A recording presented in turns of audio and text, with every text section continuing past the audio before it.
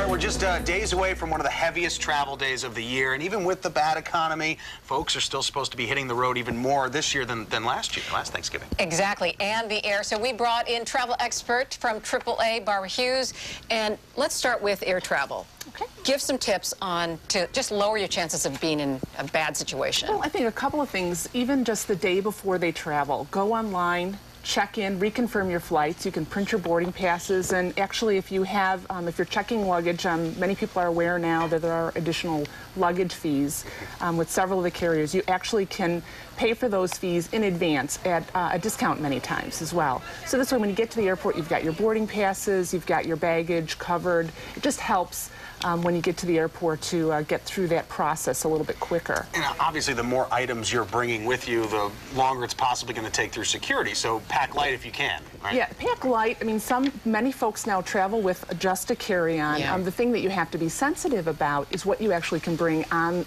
the aircraft through and go through the screening with. So, many of you are, interested in getting a list of that. You can go on to the TSA.gov website that gives you a full list of what's allowable to pass through, especially during the holidays. If you're bringing food products or local things like that, or gifts or any of that sort of thing, you want to be prepared before you leave. You mentioned don't pack the gifts still, and liquids 3 ounces? 3.4 ounces. There's a document that's it's 311. It gives you very specific information about how traveling with your carry-on, what you can bring as far as liquids and how they have to be packaged and put on through the screening. So that's really important. Now, a lot of people are going to be hitting the road for that 50-mile trip, or less, I guess, on those quick little trips. Yep. Anything people need to know before they get in the car? I'm always guilty of not getting my oil checked or changed before I'm going on a trip. Things like that you don't even think of. Well, I think you definitely have to prepare for it. So you want to make sure your cell phone's fully charged.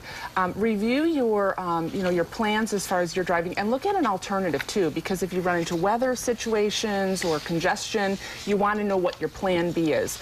Also, your vehicle should be winterized, so you want to make sure that you have a snow brush, a small shovel, gloves, a blanket, maybe some kitty litter or sand or something. Those are things that we recommend basically to keep in your vehicle throughout the winter season anyways, and it's a good time to think about that before you head out on the road, because you just don't know. And not to give you a plug, but we're going to give you a plug, because AAA, if you have that card, I mean, that's been a lifesaver to me, whether it's from locking yourself in the car to a breakdown. Absolutely. You need a tow, it's definitely very good. And we're definitely, we're there available to, for a phone call. We're just a phone call away. The other thing too is that when folks are traveling, they want to make sure that they pre-program their cell phone with their travel agent, the AAA, the airlines, their hotel. So if in fact they do find that they're delayed, they have that readily available to them. Absolutely. Very good advice, Barbara Hughes. Thanks you very much. You're welcome. And have a happy Thanksgiving. You as well. Thank you.